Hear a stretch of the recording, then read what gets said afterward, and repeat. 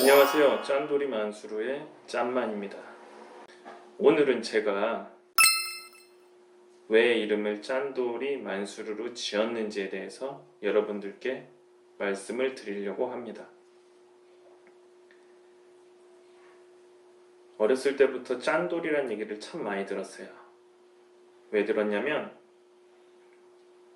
제가 초등학교 때 이제 어머니랑 아버지께서 좀 이제 이혼하시면서 자연스럽게 할머니 손에 크게 됩니다. 그게 이제 초등학교 5학년에서 6학년 넘어갈 때예요. 그래서 아마 초등학교 5학년 때부터 할머니 손에 큰 것 같아요. 부천의 삼정동이라는 곳에서 정말 가난한 동네거든요. 그곳에서 살다가 이제 할머니 손에 초등학교 5학년 때 넘어오면서 부천의 도당동이라는 곳을 이사를 오게 됩니다. 지금 제가 주 활동 무대죠. 부천 도당동, 여월동 이쪽이. 그래서 그때서부터 지금까지 쭉 살고 있는데요. 초등학교 6학년 때 이제 할머니 손에 키워지면서 거기가 개미집 같이 생긴 디귿자 모양의 마당이 있는 그런 곳이었어요. 1층에 다다다닥 원룸 같은 게 여러 개 있고 2층에 원룸이 여러 개 있고 뒤쪽으로 디귿자 모양으로 원룸이 여러 개 있고 약간 개미집 같이 개미굴 같은 그런 건물에서 살았어요. 바로 앞에는 공장, 막 매연이 아주 많이 나오고 막 그런 곳이었는데 저는 되게 행복했어요. 왜냐면 거기가 저희 집이라고 생각했어요. 그리고 거기에 사시는 분들이 한국 사람이 저밖에 없었어요. 저희 집밖에. 할머니랑 저랑 제 여동생이랑 그리고 작은아버지, 작은어머니 그리고 사촌동생 2명이랑 이렇게 다 같이 한 집에서 살았거든요. 다들 돈이 없었던 거죠. 그러니까 그런 곳에서 지금 생각해보면 필리핀이나 이런 분들이 이제 돈 벌려고 오셨을 때 돈이 없으니까 그런 곳에서 단기 임대하는 그런 곳이었던 것 같아요. 그런 곳에서 저는 이제 할머니랑 여동생이랑 같이 살았거든요. 근데 그때 좀 짠돌이 짓을 이제 하게 된 것 같아요. 워낙 없다는 걸 알아서 그런지 또 이제 할머니께서 힘들게 벌어오신 걸로 다 같이 생활하고 그 당시에는 할머니가 이제 연세가 50대, 60대 요 사이셔가지고 호텔 직원으로 좀 일도 하시고 그러셔서 좀 그런 거를 좀 많이 봐와가지고 그때서부터 조금 아끼는 습관이 생긴 것 같아요. 그렇게 하다가 한 2년 정도 살다가 거기 이제 필리핀 사는 사람들이 다 집을 나가게 돼요. 그래서 거기 땅 주인이 빌라를 올리려고 이제 저희도 나가라고 합니다. 그래서 저희는 돈이 없는 상태로 돈이 그때 한 2천에서 3천 정도가 있었던 것 같아요. 제 기억에는. 정확히는 몰라요. 어렸을 때니까. 그래서 중학교 2학년 때 제가 다니는 학교, 중학교 옆으로 이사를 하게 됩니다. 그래서 중학교 옆에 단독주택 1층, 2층으로 되어 있는 빨간 벽돌 있잖아요. 그런 곳에 2층에 세입자로 들어가서 살게 돼요. 이제 그때는 가족이 작은아버지랑 작은어머니는 분가하셨고 저랑 할머니께서 저희를 키운다고 하셔가지고 할머니랑 그리고 저랑 제 여동생 이렇게 셋이 살게 됩니다. 이렇게 살게 되는데 거기서 또 한 2년 살았던 것 같아요. 2년 살았는데 갑자기 제가 고등학교 올라가기 전이었던지 고등학교 1학년 때인지 그 집도 허문다고 건물주가 나가라고 합니다. 근데 그게 그냥 정상적으로 합법적으로 뭐 보증금을 돌려주고 이게 아니라 자기가 사업이 망해가지고 파산 신고를 했다. 그래서 어쩔 수 없이 나가게 될 것 같다. 알고는 있어라. 이런 식으로 통보를 합니다. 건물주가. 그래서 저는 이제 너무 어렸으니까 법에 대해서 아무것도 모르고 저희 할머니께서 그 건물주랑 싸웁니다. 내 돈 달라고 보증금. 그때 뭐 전세였는지 반전세였는지 기억은 안 나는데요. 한 대략적으로 한 1,000만 원 정도였던 것 같아요. 1,000만 원 받을 돈이 있었던 것 같아요. 근데 그 건물주가 법적으로 아무 문제 없는데 내가 왜 돌려줘야 되냐? 나는 지금 모든 걸 잃었고 은행에서 이제 강제 집행하면 나는 뭐 경매로 넘어갈 수밖에 없다. 이 건물이 이런 식으로 뭐 법적으로 전혀 문제 없으니까 알아서 해라. 이런 식으로 얘기를 하게 됩니다. 그 과정에서 저희 작은 아버지께서 오셔가지고 그 건물 주인 멱살을 잡고 막 들고 욕하고 하는데 그냥 뒷짐지고 알아서 하라는 식으로 합니다. 때리려면 때리고 욕하려면 욕해라. 나는 줄 돈 하나도 없다. 그래서 작은 아버지도 포기하고 할머니도 포기하고 그렇게 또 쫓겨나서 이사를 하게 됩니다. 그렇게 이사를 하고 또 전세인지 사글세인지 하는 단독주택 1층에 또 살게 됩니다. 할머니랑 여동생이랑 셋이. 그곳에서 제가 이제 고등학교까지 졸업을 했고요. 고등학교 때 이제 진학을 선택하게 되는데 생각해보면 저희 할머니께서 전 재산을 뺏긴 거잖아요. 뭐 그게 법으로 문제가 없다고 하더라도 뺏겼다고 저는 생각을 했습니다. 왜냐면 그 남편이랑 부인, 건물주, 우리를 합법적으로 쫓아낸 뭐 법으로 뭐 자기가 파산 신고해가지고 어쩔 수가 없다는 식으로 해서 전세 보증금 안 돌려주신 분들이 부천에서 굉장히 잘 나가는 학원을 운영하고 있습니다. 요리학원. 아마 재산을 다 돌려놨을 확률이 높겠죠. 아니면 뭐 가짜 이혼을 해가지고 재산 분할을 하고 일부러 파산 신고를 했다든지 뭔가 그런 예전에 그 96년대부터 2000년 전까지 그런 일들이 비일비재했잖아요. 그래서 그런 식으로 해가지고 되게 잘 산다는 거를 제가 알고 있었습니다. 그 당시에 부천 중동에서 학원도 뭐 몇백 평짜리를 운영하고 있고 집도 되게 좋은 데 살고 있고 거기 자식들도 되게 좋은 학교에 다니고 있다는 거를 저는 진작에 알고 있었어요. 그때서부터 제가 이 법이 건물주들한테 조금 유리하게 적용이 되고 있구나. 법을 모르는 세입자들은 당할 수밖에 없는 거구나. 이런 생각을 갖고서 대학에 진학하게 됩니다. 대학에 진학하고 나서 이제 그 건물주에 대해서 알아보기 했어요. 20살 딱 되자마자 건물주의 학원에 대해서 알아보기 시작했고 현재 건물주 저희 할머니 돈을 합법적으로 뺏어간 건물주의 동선과 그리고 그 아내의 학원 운영 동선 그리고 자식이 어디 고등학교에 다니는지를 다 파악을 했어요. 해가지고 우선은 결론만 말씀드리면 돈을 받아냈습니다. 저희 할머니께서 참 좋아하셨고요. 어떻게 받아냈냐면 지금 생각해보면 참 무모할 수도 있고 그때는 잃을 게 없었기 때문에 갓 20살 된 거라 좀 그렇게 할 수가 있었던 것 같아요. 제가 이제 운동을 하다 보니까 대부분 제가 제일 키가 작고 주변에 지인 형들이 다 키가 커요. 195cm도 있고 뭐 188, 187 뭐 덩치들이 한 덩치를 다 해요. 그래서 제일 키 큰 형 있잖아요. 195 정도 되는 형을 데리고 갑니다. 학원으로. 학원으로 쳐들어가 가지고 원장 나오라고 얘기합니다. 안 나와요. 그래서 제가 그 학원에 대자로 누웠어요. 바닥에. 원장 선생님 나올 때까지 안 일어나겠다고. 그랬더니 거기 교육하고 있던 학원생들하고 그리고 가르치는 직원이죠.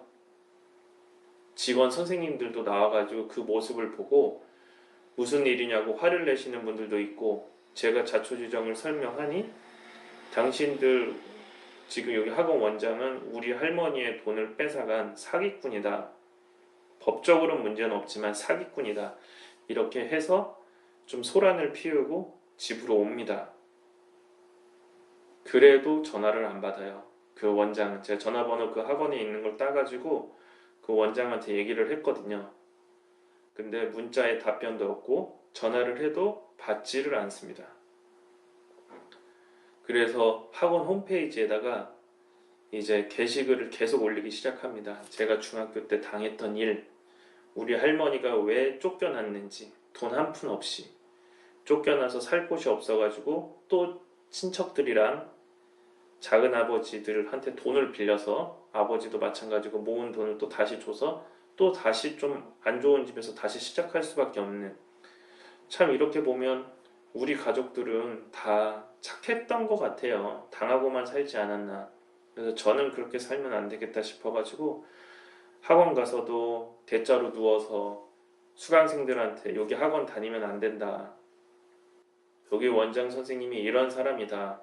라는 거를 보여줬고, 그리고 학원 홈페이지에다가 게시글을 계속 매일 올립니다. 그럼 매일 올리면 매일 지워요. 그러다가 연락이 옵니다. 뭐라고 연락이 오냐면 부인한테 다 끝난 일이고 법적으로 문제가 없는데 이렇게 학원에 와서 행패를 부리면 뭐 영업방해 그런 걸로 고소하겠다. 근데 제가 그때 20살에 가족도 없고 가진 것도 없고 돈도 없고 그냥 딱 깡 하나만 있는 상태여가지고 그렇게 하라고 합니다. 한번 해보시라고. 저도 거기에 맞춰서 하겠다고. 나는 우리 할머니 돈 뺏어간 당신들이 너무나 믿고 그거를 돌려받아야 되겠다. 이렇게 분명히 얘기를 했습니다. 그게 아니면 나는 여기서 계속 살 동안 계속 어떤 방식으로라도 돈을 받기 위한 행동을 하겠다. 이렇게 얘기를 합니다. 최종적으로 그 예전에 저희 작은아버지랑 싸웠던 남편, 그분한테 전화가 왔습니다. 그 이유는 제가 고등학교에 찾아갔거든요. 그 딸이 다니는 고등학교에 찾아갔어요. 근데 찾아가서 뭐 학교에 가가지고 그 딸한테 뭐 이런저런 얘기는 전혀 안 했고요. 고등학교 앞에 가서 정문에서 그 건물 전에 건물주 남자 사장님한테 사진을 찍어서 보냅니다. 여기 고등학교에 왔는데 당신 자식들은 이렇게 편한 곳에서 과외 받으면서 살고 있는데 나랑 할머니는 그때 쫓겨나가지고 지금까지 이렇게 전전긍긍하면서 살고 있다. 좀 해결을 해줬으면 좋겠다. 이렇게 얘기를 했습니다. 그랬더니 이제 그분도 자식이 소중한 거죠. 자식한테 그런 모습을 알리고 싶지 않았는지 만나자고 합니다. 그래서 할머니한테 할머니 한 6년 걸렸지만 제가 받아냈습니다. 오세요. 그래가지고 셋이서 도당동의 작은 공원에서 만납니다. 그랬더니 그 남자가 할머니한테 잘 계셨냐고 하면서 죄송하다고 얘기를 하더군요. 저는 지켜만 보고 있었어요. 어떻게 하나. 그랬더니 할머니께서도 이제 우리 할머니 진짜 좋으신 분이거든요. 할머니께서도 그렇게 하면 안 된다. 돌려줘라. 그래서 그 남자가 알겠습니다. 1,000만 원 돌려드리겠습니다. 아마 돈을 엄청나게 벌어놨던 것 같아요. 그런 식으로 해가지고. 그래서 그 자리에서 할머니 계좌로 1,000만 원을 쏘는데 할머니한테 또 한마디를 합니다. 아유 어머니 죄송한데 저도 요즘 좀 힘든데 조금만 깎아주시면 안 되겠습니까? 600만 원이나 700만 원을. 참 제가 옆에서 보고 있는데 어이가 없어가지고.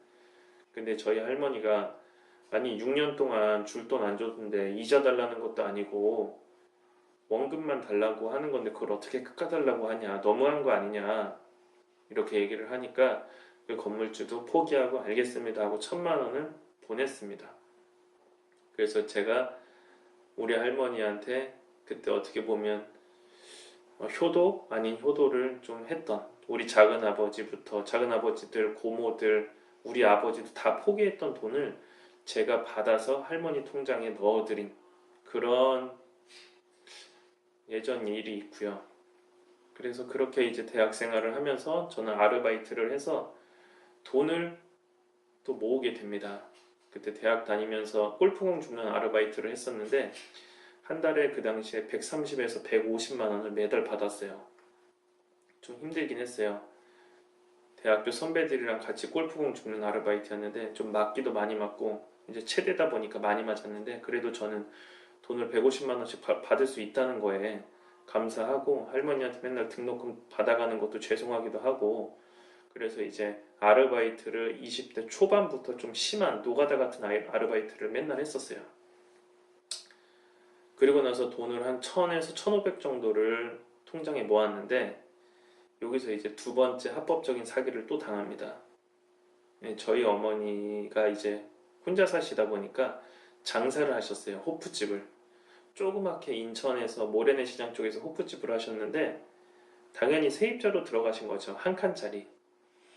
근데 제가 이제 한 용돈도 가끔 드리고 돈도 한 요 정도 모았다는 걸 알고 계셨는지 어머니께서 1000만 원만 빌려달라고 합니다. 이유가 뭐냐?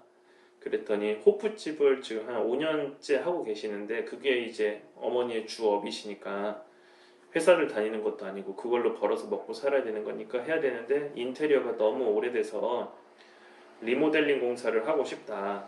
이제 돈이 없으니 너가 빌려주면 한 1000만 원 정도 빌려주면 한 6개월 안에 갚겠다. 그래서 저는 뭐 선뜻 빌려줍니다. 엄마니까. 근데 그걸 빌려주고 나서 어머니께서 리모델링 공사를 싹 합니다. 저도 가서 보고 뭐 지금 생각해보면 완전히 리모델링 공사라고 하긴 그렇고 날림이죠. 페인트 칠하고. 근데 그 당시에 그 돈 1000만 원을 줬다고 하고 업자한테서 업자가 싹 그래도 어느 정도 해줍니다. 깨끗하게.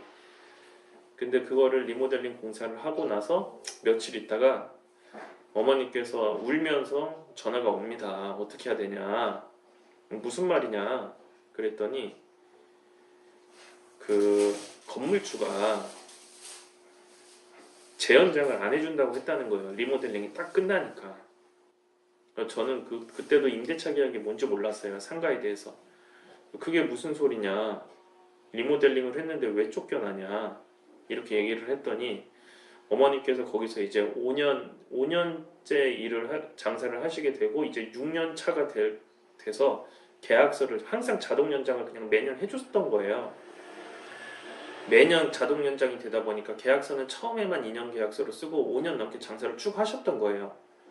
근데 이제 그거를 이용해가지고 거기 건물주가 어머니께서도 당연히 장사를 더 할 줄 알고 싹 깨끗하게 건물을 리모델링을 1000만 원 들여서 하니까 그걸 뺏고 싶었던 거예요. 그때는 임대차 계약이 10년이 아니었고 제 기억으로 5년이었던 것 같아요. 그래서 어머니께서 임대차 보호법도 못 받을 시기여가지고 공사 끝나자마자 재계약을 안 해주겠다 해서 나가라.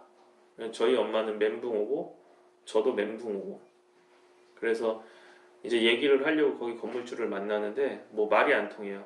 그냥 자기네들 법무사 고용했으니까 법무사랑 상의해봐라 이렇게 얘기해서 저희가 그쪽에서 고용한 법무사랑 이제 제가 통화를 하게 된다. 엄마는 아무것도 몰라요. 그냥 장사만 할 줄 알지. 월세만 낼 줄 알고. 그래서 제가 거기서 법무사랑 얘기해보니까 답이 없어요. 법적으로 이길 수가 없어요. 이미 임대차 보호법 기간도 지났고 그리고 재계약서를 쓰지 않고 동의를 그쪽에다가 뭐 저희가 인테리어를 할 건데 되겠냐 이런 것도 물어보지 않고 어머니는 당연하게 생각을 하고 인테리어를 리모델링을 싹 했던 거예요. 그래서 방법은 없고 지금 여기서 할 수 있는 최선은 저분들한테 건물주한테 좀 이렇게 뻐겨가지고 이사 비용만 받고 나가는 게 최선이다 이렇게 법무사가 얘기를 해서 그때 당시에 1000만 원을 들여서 인테리어 공사를 했는데 그 인테리어를 100만 원인가 200만 원인가 그 사이를 받고 그대로 고스란히 주고 나오게 됩니다. 저는 돈을 받았을까요? 저희 엄마한테? 당연히 못 받았죠. 지금까지도 못 받고 있습니다. 그냥 용돈 한 번에 드렸다고 생각을 하는데요. 제가 그때 무슨 생각을 했냐면 뭐 건물주가 되어야겠다 이런 생각보다도 너무 화가 나는 거예요. 그거를 뺏어서 그 건물주 아들이 거기서 책방을 하더라고요. 우리 엄마가 힘들어서 만든 인테리어를 가지고. 그래서 너무 화가 나서 불 지르고 싶었어요, 사실. 새벽에 가서. 근데 그렇게 되면 또 제 인생이 망가지니까 그렇게는 할 수는 없었고 그냥 차근차근 그렇게 그때서부터 좀 부동산 공부를 했었던 것 같아요. 왜 건물주가 되어야 되냐? 왜 세입자, 집도 그렇고 건물도 그렇고 세입자로 살면 왜 이렇게 불합리하냐? 쫓겨나고 뺏기고 법적으로 크게 보호를 받을 수가 없구나 싶어서 그때서부터 상가 공부를 엄청 했습니다. 뭐 따로 책을 사서 한 건 아니고 인터넷과 각종 혼자서 요것저것 알아보면서 그리고 부동산 통해서 정보도 얻기도 하고 그래서 공인중개사 공부는 사실 따로 하지는 않았는데요. 그때서부터 이제 나름 현장 공부를 계속 하게 됐던 거죠. 그래서 그거는 지금도 뭐 법적으로 어떻게 할 수가 없어가지고 1,000만 원 또 뜯긴. 그래서 제가 지금까지 살면서 저희 할머니랑 저희 어머니가 그렇게 합법적으로 돈을 뜯긴 경험이 있어가지고 아 이때서부터는 내가 상가를 사서 모아야겠다. 그래서 할머니의 그 어렸을 때 못 살던 그 아끼시던 모습, 짠돌이 그 모습과 이제 건물주들의 행패를 보고 아 만수로 나도 건물을 모아서 저런 사람은 절대 되지 않아야겠다 해가지고 저는 모으면서 아끼는 그런 습관이 생긴 것 같습니다. 그래서 제 채널 이름이 짠돌이 만수르예요. 항상 예전을 생각해보면 지금 엄청 행복해요. 예전에 정말로 힘들어가지고 그 필리핀 사시는 분들 속에서 공장 매연 연기 맡아가면서 화장실이 적어요. 화장실이 집에 없고 집에서 나가서 필리핀 사람들이랑 공동으로 쓰는 이렇게 앉아서 싸는 데 있잖아요. 똥이 밑으로 떨어지는데 그런 화장실을 썼었고 푸세식 그리고 방이 참 지금 생각해보면 되게 위험했던 연탄 때우는 집이었어요. 연탄 3장짜리 3칸인가 그랬던 것 같아요. 2칸인가 3칸인가 물론 제가 하진 않았고 어렸으니까 저희 할머니랑 저기 작은 어머니랑 작은 아버지가 좀 많이 해주셨었는데 지금 생각해보면 참 위험한 화재 노출도 위험하고 그리고 뭐 방범 창 이런 것도 없고 그리고 다 외국인 노동자고 우리 집 빼고는 그런 곳에서 힘들게 살았던 예전 생각이 나기도 하고 그러면서 그 건물주 그 이후에 만난 2명의 건물주들의 악행을 보면서 아 나는 절대로 이제는 당해선 안 되겠다 해가지고 건물들을 모으기 시작했던 것 같습니다. 그래서 여러분들도 사실 돈을 벌기 위한 지금 뭐 비트코인이나 주식이나 요렇게 요거에 보이는 것처럼 부동산을 돈적으로만 투자하시지 말고 생존으로 여러분들께서 나중에 거기서 장사를 하시던 직접 살기 위해서라도 하나 괜찮은 거를 장만해 놓으시면 나중에 시세 차익도 얻으실 수 있고 수익형 부동산으로 다달이 월세도 받으실 수 있는 거고 그러면서 제가 당했던 저희 부모가 당했던 할머니가 당했던 이런 불합리한 건물주들한테 유리한 이런 일들을 안 당하시기 위해서라도 꼭 대출을 이용해 가지고 소액이라도 건물을 사셔가지고 거기서 장사를 하시고 거기서 월세를 받으시면서 착한 건물주가 되시길 바랍니다. 오늘은 뭐 그냥 이렇게 제가 뭐 맨날 이렇게 부동산 정보만 좀 올려드리기는 좀 그래서 왜 건물을 모으게 됐는지 그리고 여러분들도 꼭 투자만이 아니라 이런 생존을 위해서라도 건물을 매입해야 된다 이런 거를 좀 알려드리기 위해서 영상을 찍었고요. 최근에 여러분들께 영상을 올리면 정말로 다음날 다다음날 계약이 돼버립니다. 너무 감사해요. 제가 사고 싶은 것들만 영상을 올리다 보니까 여러분들도 느끼시기에 돌아다녀 봤을 때 정말 괜찮다고 생각하셨는지 그냥 당일 계약하시는 분들이 정말로 많으세요.